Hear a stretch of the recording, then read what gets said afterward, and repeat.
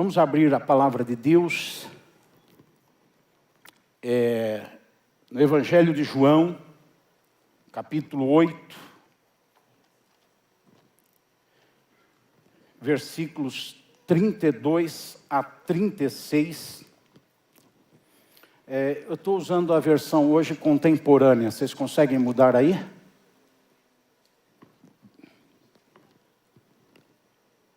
Conseguem? Para aparecer na tela a leitura. Senão eu leio na que normalmente eu uso. Eu costumo usar a Nova Almeida atualizada, mas mudam as versões, mudam algumas palavras, mas o sentido sempre é o mesmo da palavra de Deus. Se não der para mudar para a contemporânea, deixa a atualizada mesmo. Aí eu leio pela tela. Dá ou não dá? Deixei para a última hora. Não tem aí? Não tem, vocês estão pobres de versão. Põe a atualizada, eu vou ler pela tela então, para que todo mundo faça a mesma leitura. João 8, 32 a 36. 31 já, coloca o 31 como introdução. Disse Jesus aos judeus que criam nele: se permanecerdes no meu ensino, verdadeiramente sereis meus discípulos. Então conhecereis a verdade, e a verdade vos libertará. Note que ele diz: então conhecereis a verdade. Se vocês permanecerem, é depois que permanecer no meu ensino, é depois que crer em mim. Note tudo isso, para eu não precisar voltar nisso. Ele diz claramente: os que criam nele, se permanecerem, então serão meus discípulos. E então conhecereis a verdade, e a verdade vos libertará. Perceba que a libertação vem no final desse contexto, tá certo? Creiam, permaneçam no que eu estou ensinando.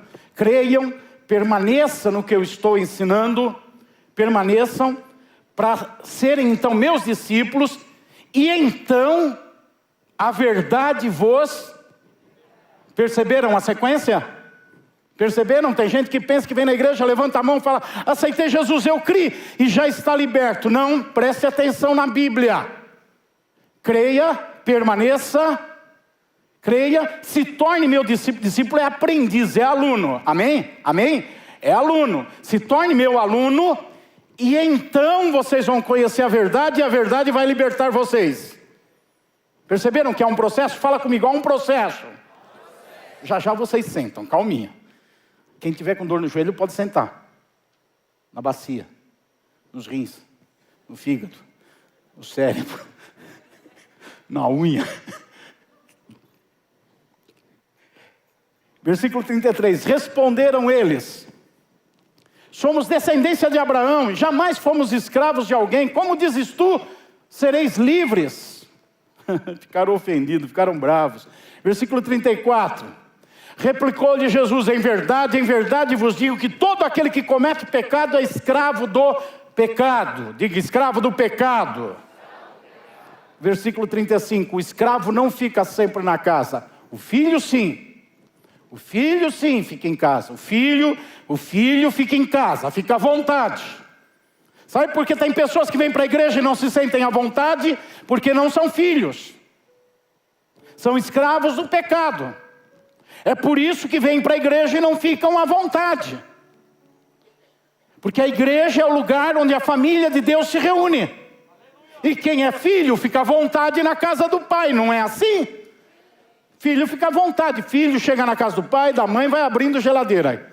Não é? Quem é que tem filho casado que chega na sua casa e já abre geladeira?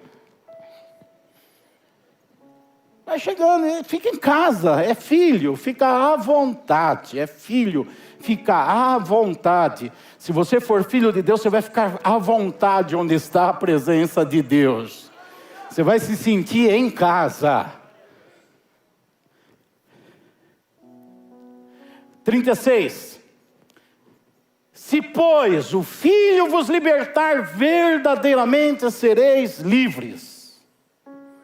Esse texto é bastante conhecido, nós vamos voltar nele, mas eu quero chamá-los para um outro texto, que eu vou fazer o casamento desses dois textos, embora eles parecem diferentes, é em Mateus agora, 17, mas eles se complementam dentro da aplicação do tema dessa semana, a importância de orar de uma forma funcional, ou seja, orar e a oração ter sentido, ela ter objetivo, ter propósito. E as pessoas que são escravas, que não são filhos, elas não oram funcionalmente. Elas até oram, mas não oram funcionalmente. Eu quero casar essa doutrina aqui de João 8, 31 a 36 que nós lemos, com um fato histórico de Mateus 17, 1 a 19. Vamos ver, Mateus 17, 1 a 9. Desculpem, 1 a 9. Mateus 17, 1 a 9.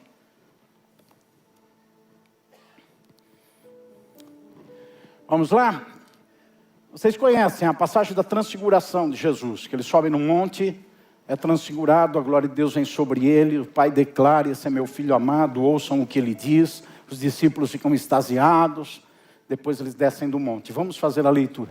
6 dias depois, tomou Jesus consigo. Esses 6 dias depois é depois de Pedro ter dado aquela declaração: tu és o Cristo, Filho do Deus vivo. É 6 dias depois disso. 6 dias depois, tomou Jesus consigo a Pedro e aos irmãos Tiago e João e os levou em particular a um alto monte. Versículo 2. E foi transfigurado diante deles. O seu rosto resplandecia como o sol e as suas vestes tornaram-se brancas como a luz. E eis que lhes apareceram Moisés e Elias falando com ele. Então disse Pedro a Jesus: Senhor, bom é estarmos aqui, se queres farei aqui 3 tendas, uma será tua, outra para Moisés, outra para Elias. Guarde este versículo, porque 6 dias antes Pedro está dizendo: tu és o Cristo, tu tens uma missão, tu veio a esse mundo para salvar, para livrar, para perdoar, tu veio trazer o reino de Deus para a terra. E agora 6 dias depois ele está dizendo: vamos ficar nessa montanha, fazer uma cabana aqui, ficarmos aqui para sempre. Oh, coisa boa, estamos aqui, vamos ficar aqui. Vá percebendo isso. Versículo 5. Falava ele ainda quando uma nuvem luminosa os envolveu, e eis vindo da nuvem uma voz que dizia: este é o meu filho amado, em quem me comprazo, a ele ouvir. Ouvindo-a, os discípulos caíram de bruços, tomados de grande medo. Aproximando-se deles, tocou-lhes Jesus, dizendo: erguei-vos e não tenham medo, não temais. Então eles, levantando os olhos, a ninguém viram. Sumiu Elias, sumiu a visão de Moisés, só viram Jesus. E descendo eles do monte, ordenou-lhes Jesus: a ninguém conteis a visão, até que o Filho do Homem ressuscite dentre os mortos. Versículo 14, por favor, o 14 e o 15 agora. E quando chegaram para junto da multidão, aproximou-se dele um homem que se ajoelhou e disse: Senhor, compadece de meu filho. Aí é quando eles desceram da montanha, chegaram lá embaixo. Porque é lunático e sofre muito, pois muitas vezes cai no fogo e outras muitas na água. Oremos ao Senhor. Nosso Pai, pedimos a revelação da Tua Palavra para que ela tenha impacto na nossa vida, para que ela alcance mais do que o nosso entendimento, a nossa mente, mas ela desça ao nosso coração e vá até o lugar que a Tua Palavra diz que ela opera, que é na divisão da alma e do Espírito, que é na divisão do natural com o sobrenatural. Faz a Tua Palavra agir em nós, Senhor, agir em nossa vida. Abençoa todas as pessoas que tiveram hoje a direção do Espírito Santo para virem para cá e estão participando do culto. E aqueles que estão doentes em suas casas ou no hospital e não podem estar aqui, mas estão participando do culto também, que o Senhor os abençoe e seja com a vida deles. Obrigado por esse tempo, dá-nos luz e revelação na Tua Palavra, eu lhe peço, em nome de Jesus. Amém, Senhor. Podem sentar, queridos irmãos. Deus sabe o quanto eu amo vocês. Hoje nós vamos falar sobre espiritualidade. Nós vamos falar sobre espiritualidade. Está ligado ao assunto? Orar funcionalmente, ter espiritualidade, não ser escravo, se sentir à vontade diante do lugar ou no lugar onde está a presença de Deus. Esse lugar é representado normalmente pela igreja, mas também é em casa, é no lugar onde 2 ou 3 se reúnem em nome do Senhor. Mas Tudo nasce da espiritualidade. Nós vamos falar sobre espiritualidade. Um assunto muito escasso hoje em dia, um assunto muito irrelevante na sociedade, que as pessoas não têm muito prazer, não se fala mais muito nisso.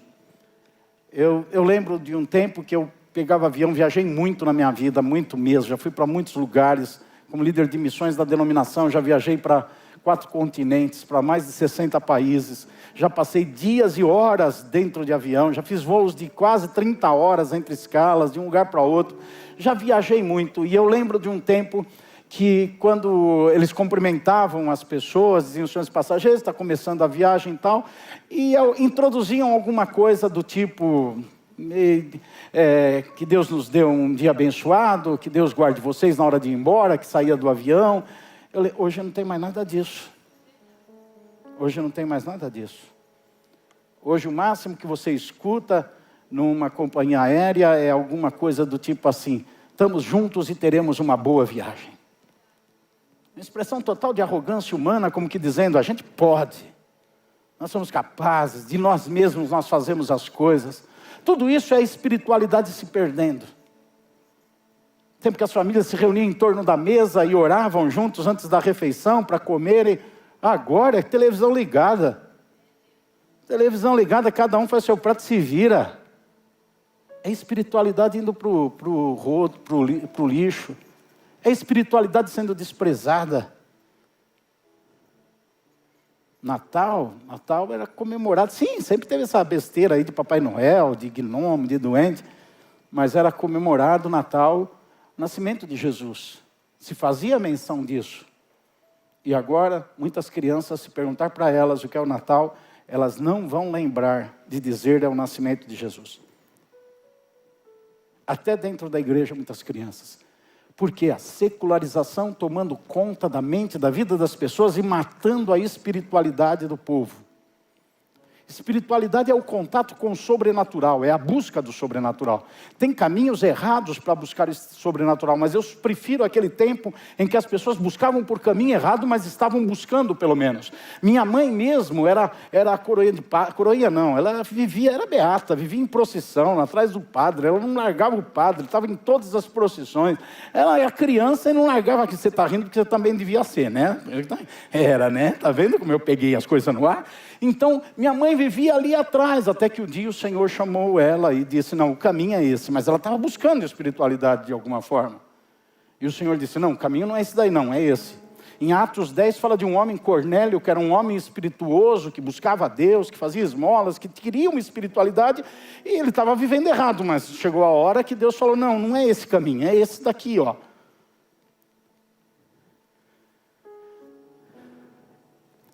A verdade, a Bíblia, ela aponta 3 caminhos para o homem. Ela aponta que existem aquelas pessoas que são naturais. É 1 Coríntios capítulo 2.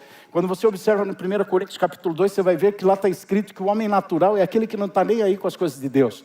É aquele que não se interessa pelas coisas de Deus. Não tem sentido para ele. Não precisa dizer numa viagem que Deus nos acompanhe. Precisa dizer: nós podemos. É aquele que não se importa com as coisas do alto. Essa é a pessoa natural. Quando você sai do capítulo 2 de 1 Coríntios, você vai para o capítulo 3, aí fala de um outro tipo de pessoa, o espiritual. O espiritual já é aquele que se interessa pelas coisas de Deus. Mas depois, no mesmo capítulo 3 de 1 Coríntios, você encontra que há uma bifurcação entre o espiritual que se mantém espiritual e o espiritual que se torna carnal. Porque, veja bem, o homem natural é o que não se interessa e não quer saber de Deus. Jamais ele vai estar numa igreja. Para que isso? Besteira! Não se interessa. Depois tem um tipo de pessoa que se interessa pela espiritualidade e vai atrás das coisas de Deus. Mas aí há uma bifurcação, tem aqueles que se interessam, tomam conhecimento das coisas de Deus e vivem as coisas de Deus, tomam como prática na sua vida, ouvem um pregador, ouvem uma mensagem, lê a Bíblia, lê um livro cristão e fala: a partir de agora eu mudo nessa atitude, eu vou me comportar assim porque Deus me encorajou a ser assim, ou me encorajou a deixar de ser assim. Esses são os espirituais. De fato, mas tem aqueles espirituais que vão para o caminho da carnalidade. Aqueles que se interessam pelas coisas de Deus, os carnais. Mas que não têm efeito na vida deles. Eles se interessam, domingo após domingo estão na igreja, a Bíblia está na cabeceira da sua cama, eles leem, eles cantam corinhos, hinos, mas nada muda o comportamento deles. Nada muda a decisão deles. Eu sou assim, eu penso assim, o que me interessa é o que eu penso, são os carnais. Eles não são naturais. Não são aqueles que não se interessam. Eles se interessam, mas desprezam. Eles se interessam, mas a vida deles não é afetada. Eles se interessam pelas coisas de Deus, mas não movem uma palha para mudar a atitude, o comportamento e a vida deles mediante o que Deus fala. Esses são os que saíram da naturalidade, mas desembocaram na carnalidade. É isso que Paulo explica. 1 Coríntios capítulo 2 e capítulo 3. Eu li esse texto de João para falar sobre espiritualidade, porque a espiritualidade está diretamente relacionada com libertação. Espiritualidade está relacionada com liberdade. Somente os espirituais, mas não o grupo que desembocou na carnalidade, mas os espirituais que se interessam pelas coisas de Deus e são impactados pelas coisas de Deus, e a pregação não é um discurso ou uma sugestão, é uma ordem divina, e a Bíblia não é um livro apenas, é a boca de Deus. Os espirituais, esses é que se tornam pessoas libertas. Somente esses que são pessoas livres. É por isso que eu escolhi esse texto. O versículo 32 do texto que nós lemos de João, ele diz: a verdade vos libertará. E depois, no versículo 34, complementa a informação, dizendo: libertará do quê? Libertará do pecado. A verdade, veja, aquele que crê, aquele que permanece, versículo 31, lembra que eu falei no início da leitura? Aquele que crê, aquele que permanece nos ensinos, aquele que se coloca como aluno, como discípulo do Senhor, então esse vai conhecer a verdade. Ele deixou de ser natural porque ele creu. Ele deixou de ser natural porque ele pegou os ensinos. Ele permanece, ele conhece, ele teve interesse espiritual. E então essa verdade que vem para a vida dele, tem poder de operar na vida dele, e opera o quê? Libertação. Libertação do quê? Do pecado. É por isso que no versículo 34, o Senhor diz: aquele que comete pecado é escravo do pecado. E depois no versículo 35 ele diz: e o escravo não fica à vontade na casa do pai. Quem fica à vontade na casa do pai é o filho. Então essa pessoa que creu, e quando ela creu, ela deixou de ser natural. Entenderam isso? Quando ela creu, ela deixou de ser natural. E quando ela permaneceu no ensino, aprendeu de Jesus, se tornou aluno de Jesus, discípulo de Jesus, então ela conheceu a verdade, ela saiu do campo da carnalidade. E aí essa pessoa se transforma em alguém livre. Livre do pecado. Não é mais escravo do pecado. Está tudo relacionado à escravidão do pecado.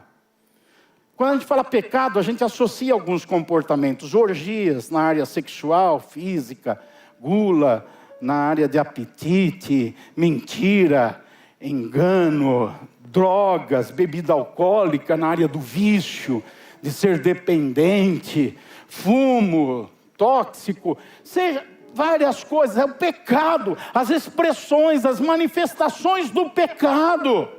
Tem pessoas que vivem presas nessas coisas. Tem gente que não sabe, que não deve ser guloso, mas é. Você conhece alguém? Que é guloso? Irmãos, hoje não está tanto assim, mas no passado a gente ia em convenção de pastores e era montanha atrás de montanha na hora do almoço. A gente não via os pastores, a gente só via as montanhas na hora do almoço. Dava até azia de ver o prato.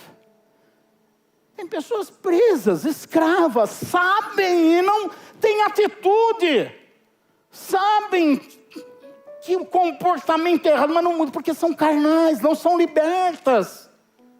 São pessoas que se desinteressaram pelo mundo no sentido de serem naturais. Não, eu preciso da igreja, eu preciso de uma Bíblia, eu tenho que comprar uma Bíblia, eu tenho que cantar esse louvor, eu preciso ir para o culto hoje. Mas elas são escravas, porque a vida delas não é mudada, não é afetada pelos ensinos do Senhor.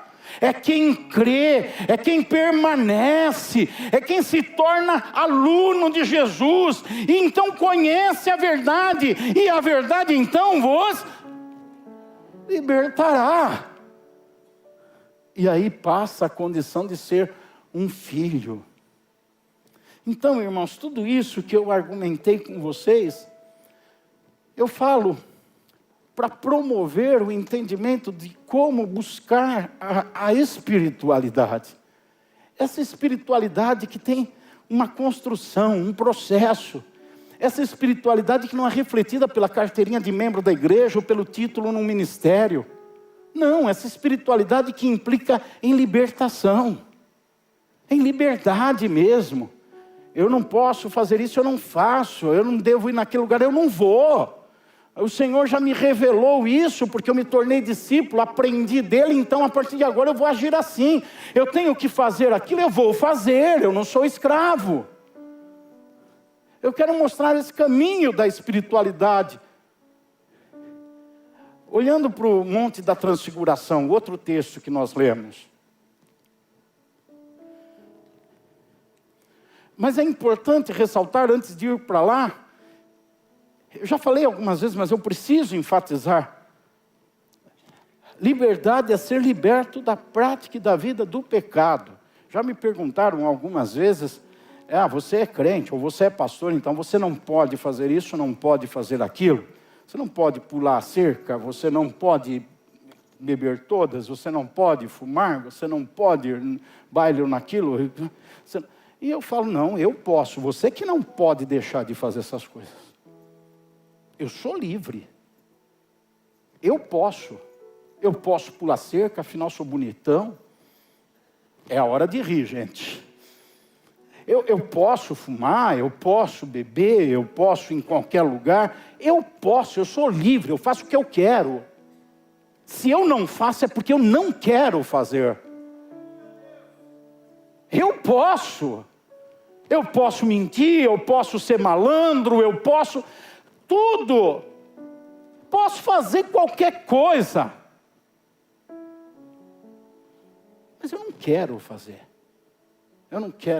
isso, eu não quero fazer aquilo, eu não faço porque eu não quero. Agora, eu falo para as pessoas, quando me falam isso, algumas vezes já aconteceu, eu falo, mas você não, você sabe que não deve fazer isso e continua falando que você é escravo.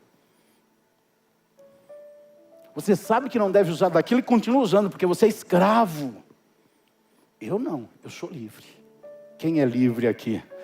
Levanta a mão, aleluia. Diga graças a Deus, aleluia, por nosso Senhor e Salvador Jesus Cristo, que nos dá a liberdade, aleluia, de viver nesse mundo de correntes e estar solto, estar livre. Bendito seja o nome do Senhor. Mas sem espiritualidade nunca haverá libertação. Espiritualidade é um estado contínuo. Ou seja, eu não sou espiritual agora, no culto, nessa semana, no dia da Santa Ceia, numa reunião específica, durante aquela mensagem ou naquele louvor bacana que eu me arrepio. Não, é um estado contínuo a espiritualidade. A espiritualidade sai do templo, do altar e vai para a cama. A espiritualidade sai da cama e vai para o escritório. A espiritualidade sai do escritório e vai para a fábrica, vai para a condução. Vai para quando está no meio de uma multidão e vai para quando está sozinho no banheiro. A espiritualidade vai para todo lugar. A espiritualidade é um estado contínuo. Não é uma experiência de alguns momentos. Isso é espiritualidade. E essa espiritualidade, ela precisa ser construída. Como eu disse há pouco, ninguém diz assim, eu aceito Jesus e se tornou uma pessoa espiritual. O aceitar Jesus apenas é uma declaração, eu não quero mais ser uma pessoa natural. Agora tem que construir um caminho que vai desembocar na carnalidade ou vai desembocar na espiritualidade. É evidente que o caminho da carnalidade é muito mais fácil. Mas não é produtivo porque não muda em nada a pessoa. Ela levantou a mão e continua vivendo do mesmo jeito, sendo a mesma pessoa. Porque ela está indo e desembocando na carnalidade. É lamentável aqueles que saíram da natureza e foram para a espiritualidade, passaram alguns anos até construindo e depois cansaram. Tem gente que cansa e desiste e vira uma pessoa carnal. Você já viu crente montanha-russa? É aquele que saiu da naturalidade, mas não sabe o que quer ser na vida. E vocês já viram aquele crente ladeira abaixo? Fala para o seu irmão, cuidado para não ser um crente ladeira abaixo. Fala para ele. É aquele que sai da naturalidade e vira um carnal mesmo, de carteirinha, assumido. Está lá com a Bíblia e contrariando tudo que Deus fala. Está vivendo do seu jeito e dizendo que é cristão. E não obedece o Senhor. E não atende o Senhor. Esse é o crente ladeira abaixo. É aquele que virou carnal de profissão, de carteirinha. Vive para isso mesmo. Não está nem aí. Vamos olhar a construção da espiritualidade agora para Mateus, capítulo 17. E aqui nós temos 3 grupos representados nesse monte da transfiguração. Ou, melhor dizendo, nessa passagem bíblica. Nós temos um primeiro grupo, que é aquele que é representado pelo próprio Senhor Jesus, na construção da espiritualidade. Porque é muito interessante, irmãos, pense nisso comigo. Jesus é o Filho de Deus, Ele é encarnado e mesmo assim, Ele vive com os comportamentos de quem está construindo espiritualidade. Mesmo sendo o verbo que se fez carne, o que era, o que é e o que há de vir, aquele que estava lá no princípio, mas Ele se fez carne e por se fazer carne, Ele precisou construir a sua espiritualidade. Veja que interessante isso. Podia-se pensar que a espiritualidade era algo magno na vida de Jesus, e Ele descendo do céu, Ele já era uma pessoa espiritual, mas simplesmente por ter carne, Ele é espiritual, e você tem carne. Duvida? Dá um beliscão em você. Eu acho que o irmão do teu lado está duvidando. Você tem carne, e porque você tem carne, você precisa construir a sua espiritualidade. E é responsável por isso. Ninguém é responsável pela sua espiritualidade. Não tem líder, pastor, irmão, intercessor. Não tem ninguém que é responsável pela espiritualidade do outro. Nós só somos responsáveis em não promover escândalo que ajude a impedir o outro de construir a espiritualidade. Mas não somos capazes de construir a espiritualidade de ninguém. Eu posso pregar, ministrar, me esmerar em fazer isso, buscar Deus e trazer revelação para você da palavra de Deus, mas eu não consigo construir a sua espiritualidade. É uma decisão, uma atitude, uma responsabilidade, uma disciplina pessoal. Cada um é que dará contas diante de Deus, porque se não fosse assim, outros teriam que prestar contas. Já pensaram se um pastor tivesse que prestar contas por todas as ovelhas? Estava lascado, pobrezinho. Estava perdido. Não, ele não presta contas. Eu vivi grilado com isso, já falei para vocês algumas vezes isso. Eu via grilado porque eu ficava com temor. Meu Deus, aquela pessoa pecou, eu sou pastor, eu não fiz direito, o que aconteceu? Um dia Deus me falou claramente, você não é responsável pelas pessoas. Como não, Senhor? Eu sou pastor delas, eu cuido delas. Não é. Você é responsável pelo que você ministra, pelo que você dá de exemplo, pelo que você fala, pela doutrina que sai da sua boca, pelos ensinamentos da sua vida. Você é responsável por isso, não pelo que elas fazem. Cada um é responsável pela sua espiritualidade. Pais não são responsáveis pela espiritualidade dos filhos. Eles devem exercer influência sim, como um pastor deve exercer influência sobre o rebanho. Eles devem dar o exemplo, eles devem admoestar, eles devem corrigir, devem dar palmadas às vezes quando precisar. Deve. Mas não são responsáveis. Cada um constrói a sua espiritualidade. Jesus, que é Filho de Deus, o próprio Deus encarnado, ele vem ao mundo e ele constrói a sua espiritualidade. Como é que ele constrói a sua espiritualidade? Há duas coisas que ele usa para construir a espiritualidade, que é base para todo mundo que vai construir espiritualidade. A primeira delas tem a ver com dependência de Deus, que é a oração. Jesus era um homem de oração. Não é a oração pelos outros, é a oração em particular. Ele subiu no monte da transfiguração. O que Jesus fazia no monte? Ele orava. Ele subiu para ter um tempo de oração. Ele estava sempre orando. Olha, o versículo 1 diz: 6 dias depois, Jesus tomou consigo Pedro e os irmãos Tiago e João e os levou em particular a um alto monte. E ali aconteceu a transfiguração. Quando você olha Lucas 22, 39, Lucas 22, 39, coloca aí na tela para a gente. Saindo Jesus foi, como de costume, para o Monte das Oliveiras. Pegue essas palavras, como de costume. Era um hábito. Essa passagem, eu não vou ler o restante, mas essa passagem é aquela que Jesus vai orar e os discípulos dormem. Lembram dela? E depois de 1 hora, Jesus levanta e vai procurar os discípulos que estão dormindo e fala: vocês não conseguiram orar 1 hora? E ele volta a orar. E eles dormem de novo. E ele volta a orar. E eles dormem de novo. Essa é aquela passagem. Mas o que me chama a atenção aí é como diz, como de costume. Ou seja, quando está sendo relatado, está dizendo, Jesus sempre subia num monte para orar. Deixa eu desmitificar o monte aqui. Fica muita gente com essa ideia de monte. Jesus está no monte. Eu não sei, eu acho que eles pensam que porque está mais alto, mais perto do céu, então... Israel era uma região montanhosa. Era um lugar mais tranquilo. Na verdade, o que Jesus buscava era um lugar tranquilo para orar. Era um lugar onde ele pudesse orar livre das pessoas, da multidão, das afazeres, das coisas. Esse monte pode ser um monte, mas pode ser um quarto, pode ser um escritório, pode ser em qualquer lugar.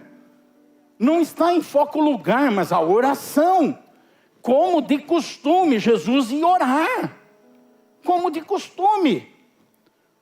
Jesus ia orar. Então, ele construía a sua espiritualidade como? Sendo uma pessoa de oração. Irmão, irmã, não importa a desculpa que você dá, se você não tem tempo de oração, você não está construindo a sua espiritualidade. O máximo que você está fazendo é desembocando numa atitude carnal.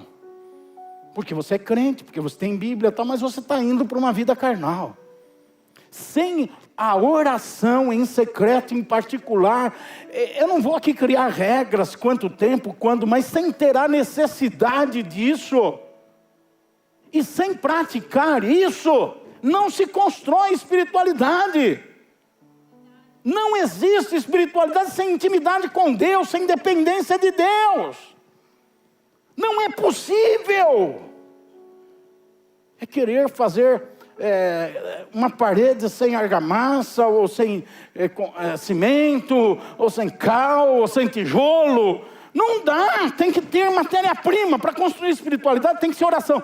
Guarde isso, se o próprio Jesus, Filho de Deus, iria orar. Ora, gente, ele ia orar. Ele conhecia o Pai tete a tete. Ele sabia a vontade do Pai. Ele conhecia todos os planos, ele fez os planos junto com o Pai. Mas mesmo assim ele ia orar, porque ele estava na carne. E para construir a espiritualidade tinha que esmagar a carne. Você já reparou que quando você vai orar que você lembra do bolo que está assando no fogão? No normal ele queima.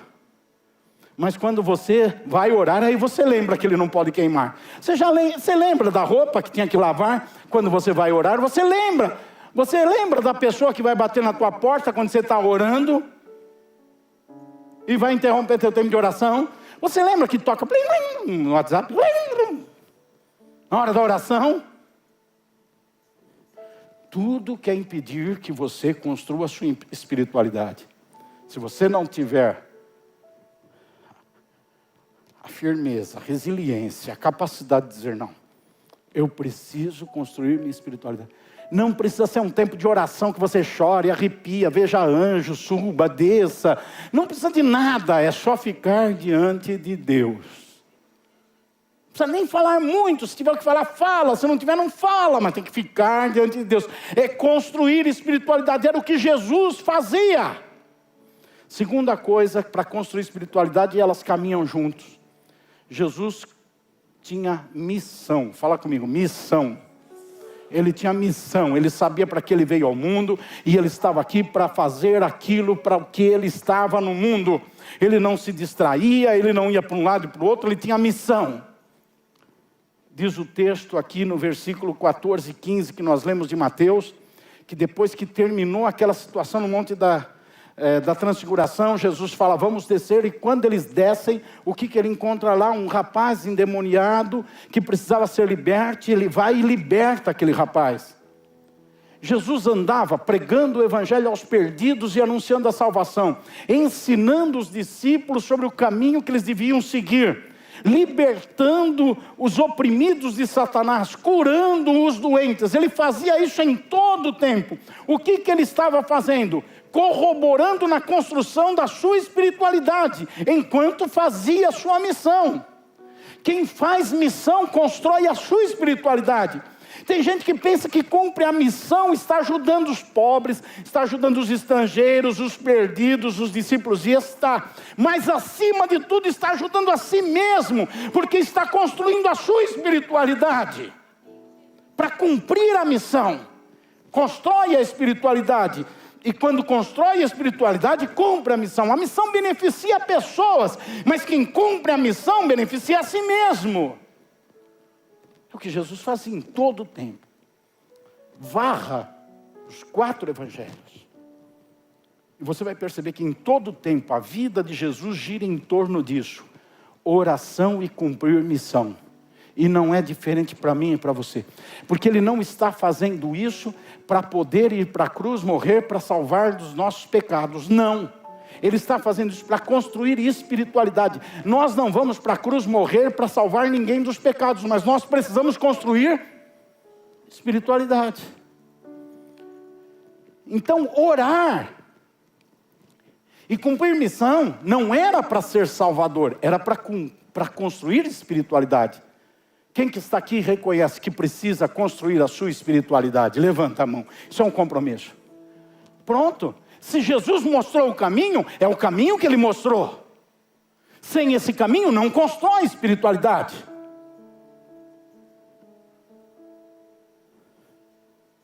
E as duas coisas caminham juntos. Impressionante, aquele dia de fadiga do Senhor, que Ele passa o dia inteiro ensinando pessoas. O dia inteiro. A Bíblia diz que desde manhã até o fim da tarde, depois multiplica pães e vinhos, alimenta a multidão. Foi um dos dias mais estressantes na vida humana de Jesus. E o texto termina dizendo, e Jesus dispensou os discípulos e subiu para o monte para orar. Olha a consciência da necessidade de construir espiritualidade. Deixa eu confessar um pecado. Quem quer que eu confesse um pecado, diga amém.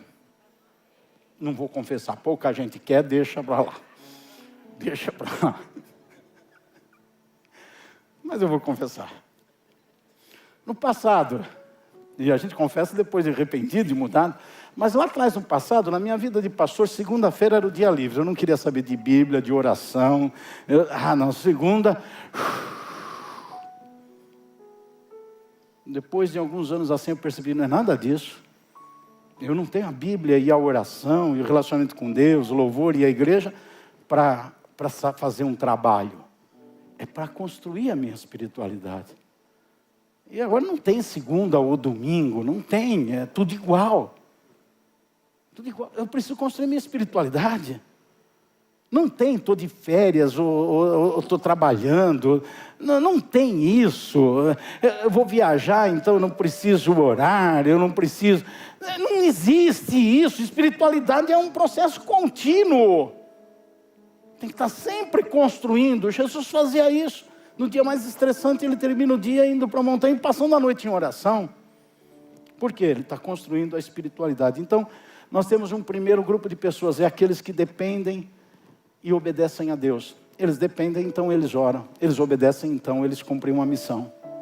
São as pessoas que estão construindo espiritualidade. Jesus representa, é o único que representa quem constrói espiritualidade. Porque nós temos nos discípulos 2 outros grupos que tentam construir espiritualidade pelo caminho errado. E não constroem. Tanto é que chega em Pentecostes, eles estão cru de tudo. Ali é que eles começam a entender, e no Pentecostes, depois, vocês sabem, depois que Jesus já tinha morrido, ressuscitado, é ali que eles começam a entender o que é uma espiritualidade. Mas até ali eles não entendiam nada.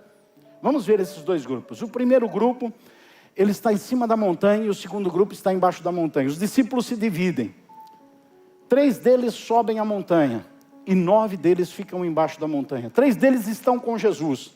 Jesus está construindo espiritualidade, eles estão com Jesus, mas eles não estão construindo espiritualidade. Igual naquela outra passagem que eu mostrei para vocês, que Jesus está orando e eles estão dormindo.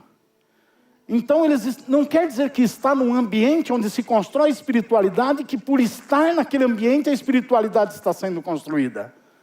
Eles estavam num ambiente onde Jesus construía a sua espiritualidade, mas eles não estavam construindo. Por que que eles não estavam construindo a espiritualidade? O porquê deles não estarem construindo a espiritualidade é um motivo que leva-os ao engano de pensar que estão construindo quando não estão. Não filosofei não, você vai entender. Eles estão extasiados. Eles estão assim, abobalhados com o que acontece, admirados com o ambiente. E não é para menos, uma cena apoteótica. Eles estão ali, sobe Pedro, Tiago, João, Jesus. E de repente, Jesus clareia, fica reluzente. Tudo fica diferente, todas as coisas ficam diferentes. Vem uma voz do céu e fala forte: esse é o meu filho. Aparecem 2 figuras que para eles são os mais bambambãs da história de Israel, Moisés e Elias. Um representa o poder de Deus e o outro representa a palavra de Deus. Moisés, o legislador, o que traz a palavra; Elias, o que faz milagres, aquele que mais fez milagres. E eles estão no meio disso tudo assim, abobalhados, extasiados, maravilhados. E tem gente que vai pelo mesmo caminho, acredita que no ambiente do milagre, no ambiente da música boa, no culto avivado, na celebração onde Deus faz presente, onde que a gente chora, ali estamos construindo a nossa espiritualidade pelos sinais. O paralítico andou, o mudo falou, aquele irmão foi curado, aconteceu aquele milagre, pessoas foram batizadas do Espírito Santo, houve uma êxtase espiritual. E tem gente que pensa que a êxtase espiritual, os holofotes, as luzes, tudo isso é construção de espiritualidade. Não é. Tanto não é, essa convivência com o sobrenatural não pode construir espiritualidade, essa espiritualidade que liberta. Tanto é, não é, que Pedro solta essa, versículo 4, Mateus 17. Tomando a palavra, disse a Jesus: Senhor, bom é estarmos aqui.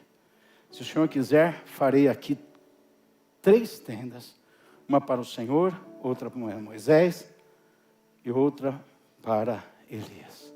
O que eles estão dizendo? Está tão bom aqui. Quem já teve algum culto na vida que queria que não acabasse? Um acampamento, um culto, uma pregação, mesmo que foi em outro lugar, que queria que não acabasse. Quem já teve isso? Aquele momento espiritual assim que, puxa, parece que o céu desceu, eu estou assim extasiado. Já tiveram? Era mais ou menos isso para eles. Mas não é a construção de espiritualidade isso. Êxtase espiritual, milagres, não garantem a construção da espiritualidade. Deixa eu ver se está aqui. Eu ia ler uma coisa que eu trouxe para ler, ficou por aí? Uma revista? Não? Mas eu conto então. Sobre o avivamento no país de Gales, em 1904. O país de Gales é uma pequena ilha que faz parte da Grã-Bretanha. Em 1904 houve um avivamento de 18 meses lá. Em 18 meses, 100 mil pessoas se converteram. 100 mil pessoas se converteram.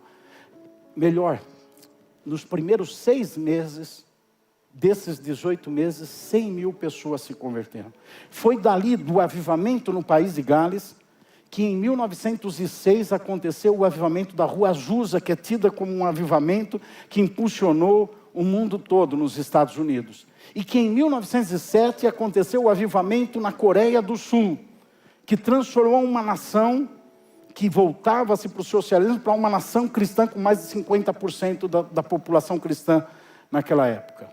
Depois ela desencadeou, mas se recuperou agora 30 anos atrás. Foi do avivamento do país de Gales. Um dos nomes daqueles que...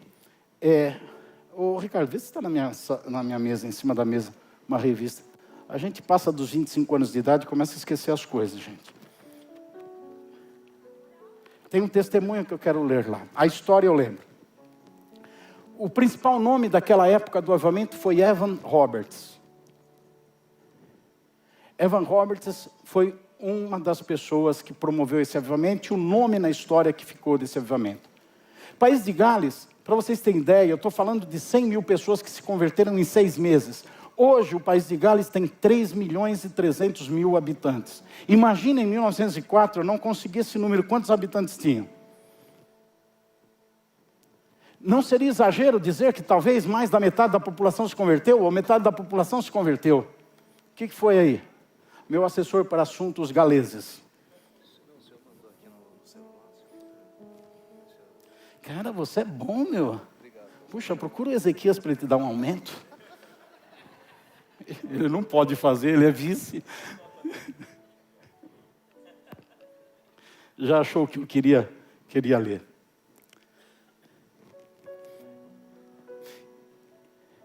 Tem uma coisa que eu quero falar sobre esse avivamento no país de Gales.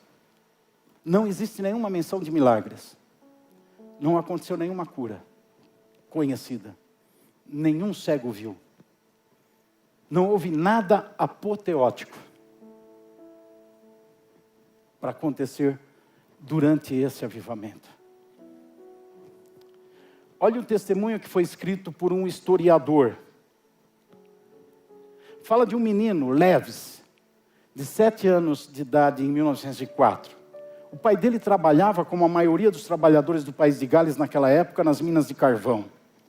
Um dia normal de trabalho, o Sr. Lewis, o pai dele, chegou em casa às 3 horas da tarde, como era costume.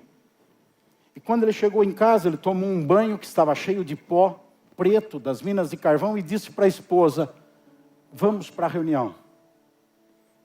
Às 4 horas da tarde, depois de pegarem as 3 crianças, eles chegaram no local onde uma grande igreja se reunia. 4 horas da tarde, num dia de trabalho, a igreja estava abarrotada. Não dava para entrar. Ninguém sabia, arrumaram um lugar para eles, eles conseguiram entrar. Ninguém sabia se aquele grande evangelista, o Evan Roberts, viria para aquela reunião. Ele não avisava onde ele estaria, porque isso estava acontecendo em todo o país. Naquela ocasião, ele chegou às 7 horas da noite, às 19 horas. Todos estavam contentes em vê-los, mas o auditório estava tão cheio que ele não conseguia entrar. Ele teve que ser levado em cima da cabeça dos homens que foram pegando ele para que eles pudessem chegar no púlpito, que não tinha por onde passar. E ele chegou ao púlpito, às 19 horas, quando ele chegou ao púlpito, ele falou 2 palavras na pregação, vamos orar. E as 1.800 pessoas presentes naquela reunião oraram ininterruptamente, ele não conseguiu dizer mais nada e eles estavam só orando o tempo todo. Para você ter ideia das orações, um homem começou a suplicar e o historiador ouviu as pessoas que estavam lá e pegou isso e relatou. E um homem começou a orar e dizer: Deus, me dá mais uma chance que eu vou acertar tudo que está errado na minha vida. Alguém cutucou Lewis, esse homem, esse trabalhador na mina de carvão, cutucou Lewis e disse para ele: você pode parar um pouco de orar e me ensinar como é que eu faço para ser um cristão? Eram 22 horas quando Evan Roberts foi embora e todo mundo continuou orando. Estavam orando. Às 2 da manhã, o senhor Lewis, ele chamou a esposa e os filhos e falou: vamos para casa. As 3 estavam em casa, todos dormindo. Mas o senhor Lewis não. Um trabalhador na mina de carvão. Não era um missionário, um pastor. O senhor Lewis não. Ele sentou numa cadeira na sala e cochilou um pouco, porque ele já estava no horário de voltar para a mina de carvão para trabalhar. Ele cochilou um pouco. No outro dia, ao chegar do trabalho às 3 da tarde, tomou banho e disse para a esposa: vamos para a reunião. Pegaram as 3 crianças, voltaram para o templo, onde a reunião continuava ininterrupta desde o dia anterior. Nenhuma cura, nenhum milagre, nenhum sinal. Não teve as luzes do Monte da Transfiguração. Não teve Moisés e Elias. Não teve nenhum grande pregador. Não teve uma grande mensagem. Não teve...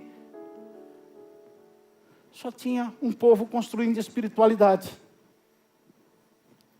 O caminho que Pedro, Tiago e João seguiram é o caminho que a maioria de nós segue. De buscar espiritualidade em grandes eventos, em grandes cultos, com grandes mensagens, com grandes louvores, com muita luz, com muita cor, com muita gente, com muita coisa. Estamos buscando espiritualidade. É o caminho que não constrói espiritualidade. Eles não construíram nada de espiritualidade. Pedro, Tiago e João. Por isso que falaram aquilo. Porque enquanto eles estavam lá na apoteose, eles não estavam preocupados em orar. Eles não estavam preocupados com a missão. Eles estavam lá em cima, no monte, no meio daquele negócio fantasioso, rico, bonito, cheio de luzes e cores. E não estavam pensando no rapaz endemoniado lá embaixo, nas pessoas perdidas lá embaixo. Porque eles não tinham missão, eles não se importavam com missão nenhuma. Eles não queriam pregar o evangelho, eles não queriam ensinar ninguém. Eles não estavam interessados em ajudar as pessoas a encontrar o caminho de Deus e a serem salvas. Eles não estavam preocupados com isso, eles não tinham missão nenhuma. Eles não estavam preocupados em edificar ninguém. Eles estavam cuidando só da vida deles, do interesse deles. E ali, aquele culto maravilhoso era só mais uma satisfação do eu. Era só mais uma satisfação de si mesmo. E quem vive assim não constrói espiritualidade. Mas tinha um terceiro grupo. O terceiro grupo é aqueles que estão lá embaixo. Os outros 9 apóstolos. O que eles estão fazendo lá? Eles estão num debate teológico. Veja Marcos, capítulo 9, versículo 14, que conta a mesma história da transfiguração com um detalhe a mais. O detalhe a mais é que diz aqui no final desse versículo, discutindo com eles. O que acontece? Olha aí. Quando eles se aproximaram dos outros discípulos, viram numerosa multidão ao redor deles. E os escribas estavam discutindo com os 9 apóstolos. Estavam num debate teológico. Por quê? Porque apareceu um pai com um filho endemoniado e pediu para aqueles 9 apóstolos: libertem o meu filho. E os apóstolos não conseguiram libertar, não conseguiram cumprir a missão. Eles não conseguiram cumprir a missão. Jesus desceu e cumpriu a missão. Mas quando Jesus chegou e viu o alvoroço, a discussão, a Bíblia diz que Jesus perguntou aos escribas, não perguntou aos discípulos, perguntou aos escribas: o que está acontecendo? E os escribas disseram: nós estamos discutindo aqui porque os seus discípulos não conseguiram expulsar o demônio. E eu fico imaginando o que eles estavam discutindo. Qual era o tipo de discussão que eles estavam tendo? Será que eles estavam buscando uma resposta teológica de por que os discípulos não conseguiram expulsar os demônios? O versículo tal, o capítulo tal, o texto tal, a Bíblia tal, o livro tal, o autor tal. E estavam preocupados com essas coisas e por causa disso eles estavam ali sem construir espiritualidade. Porque estavam preocupados se tinha uma vírgula a mais no texto, se a palavra era girê ou giré, o que é que tem que estar? Estavam ali preocupados se o versículo tinha uma linha a mais ou uma a menos, se tinha que ler esse livro ou aquele, decorar esse texto ou aquele. Eles estavam ali preocupados com essas coisas, e isso não constrói espiritualidade de ninguém. Eles estavam preocupados com questões. E não construem a espiritualidade. Tanto é verdade que quando os discípulos terminou a situação, eles chegaram em Jesus assim, miudinho, né? Pode imaginar os discípulos chegando, Senhor, o que aconteceu que a gente não conseguiu expulsar? Jesus falou, esses demônios não são expulsos sem oração. Não, eles estiveram orando, eles estiveram com a mão nos dedos do menino, sai, Jesus, Deus, tira, liberta, não é esse tipo de oração. Jesus estava falando para eles, na verdade, eu vou para o monte orar e vocês ficam dormindo, eu vou buscar o Pai e vocês não têm interesse, vocês não constroem espiritualidade, é por isso que na hora de cumprir a missão, não conseguem cumprir a missão, não conseguem fazer o que tem que ser feito, porque vocês não estão ocupados em construir espiritualidade. Ele não falou bravo assim, mas ele falou. Ele falou exatamente isso para eles. Esses demônios não saem sem oração. Somente gente que tem espiritualidade.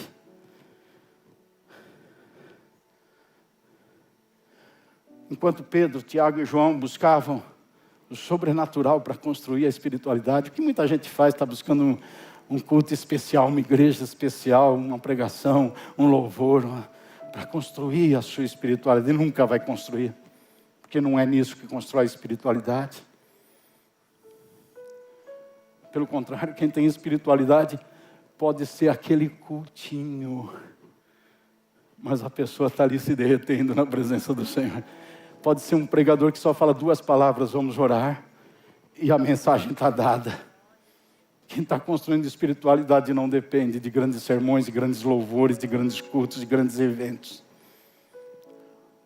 Outros discípulos estavam construindo a espiritualidade pensando que fariam isso entendendo a Bíblia, entendendo questões, por que acontece, por que não acontece, por que vai, por que não vai, por que o demônio sai, por que ele não sai, qual é o nome do demônio, tem que repreender começando pelo rabo dele ou pelos pés, tem que repreender pela cabeça, tem que pôr a mão na cabeça, no ombro, ou tem que dar um soco na orelha, o que tem que fazer? Ficam preocupados com essas coisas. Eles não estão construindo espiritualidade, não construíram. Enquanto isso, Jesus está subindo no monte para orar. Está recebendo a mulher com fluxo de sangue, que toca nele e sai virtude. Está dizendo para a pecadora, vai e não peques mais. Está dizendo para alguns homens, deixe tudo e me seguem, e eu farei vocês pescadores de homens. Está subindo numa montanha e passando um dia ensinando o sermão do monte, para mostrar o que é uma vida autêntica, o que é uma vida verdadeira. Jesus está se preparando para ir para o Calvário e morrer na cruz pelos nossos pecados. Jesus está construindo a espiritualidade. Onde você se encaixou? Qual dos grupos? Você é amiguinho de Pedro, Tiago e João? Você é amiguinho dos outros 9? Ou você é amigo de Jesus? Que está buscando a tua espiritualidade pelo caminho que Ele ensinou.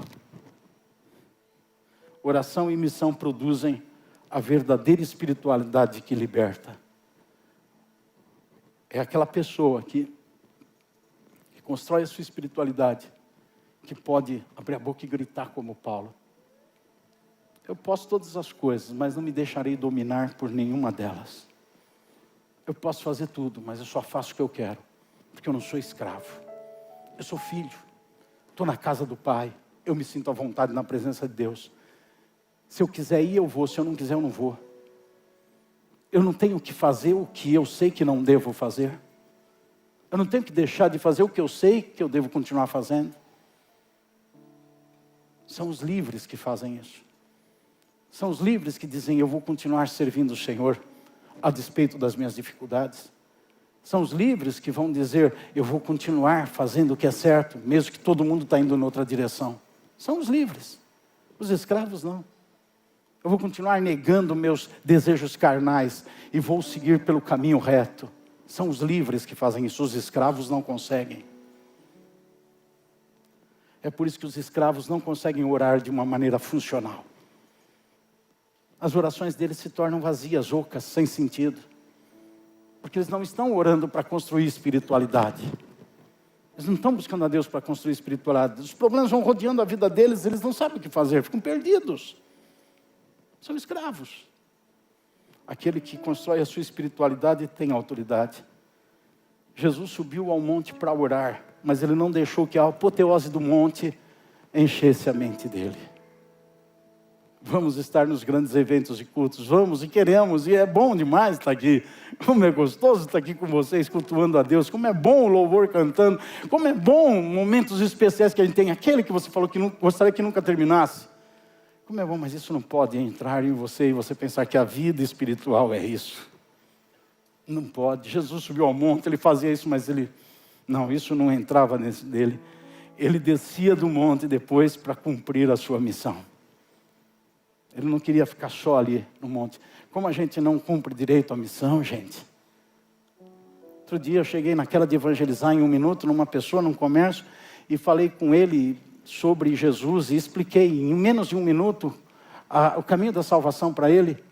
Quando ele terminou, ele me disse, ele olhou para mim com seriedade, ele olhou sério. É alguém que de convívio, que eu sempre estou lá naquele comércio. Ele olhou para mim e falou, olha, tenho 31 anos de idade, nunca ninguém me disse isso. E continuando a conversa, ele disse, eu já fui na igreja tantas vezes. Eu já fui no culto daquela igreja, tantas vezes. Eu nunca ouvi isso. Cumprir a missão é só anunciar a boa nova de salvação. Todos são pecadores. Todos estão condenados. Deus ama a todos. Deus fez um plano chamado Jesus para salvar todos.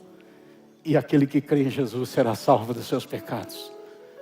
Isso é cumprir a missão. É cumprir a missão em casa, cumprir a missão dentro do ministério, cumprir a missão na rua, aonde estiver, em toda parte. Isso é cumprir a missão.